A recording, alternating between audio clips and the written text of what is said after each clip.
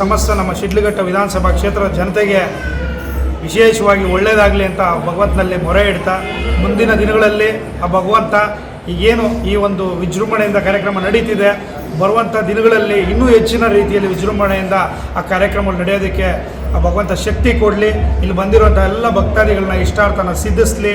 ವಿಶೇಷವಾಗಿ ಈಗ ಏನು ನಮ್ಮ ಶಿಡ್ಲಘಟ್ಟ ವಿಧಾನಸಭಾ ಕ್ಷೇತ್ರದಾದ್ಯಂತ ನಮ್ಮ ರೈತಾಪಿ ವರ್ಗ ಇರ್ಬೋದು, ವ್ಯಾಪಾರಸ್ಥರು ಇರ್ಬೋದು, ವಿದ್ಯಾರ್ಥಿಗಳಿರ್ಬೋದು, ಯಾರೆಲ್ಲ ಇದ್ದಾರೆ ಅಷ್ಟೂ ಜನಕ್ಕೆ ಆರ್ಥಿಕವಾಗಿ, ಆರೋಗ್ಯವಾಗಿ ಎಲ್ಲದರಲ್ಲೂ ಸದೃಢವಾಗಿರಲಿ ಅಂತ ಹೇಳ್ಬಿಟ್ಟು ಆ ಭಗವಂತನಲ್ಲಿ ಮೊರೆ ಇಟ್ಟಿದ್ದೀವಿ.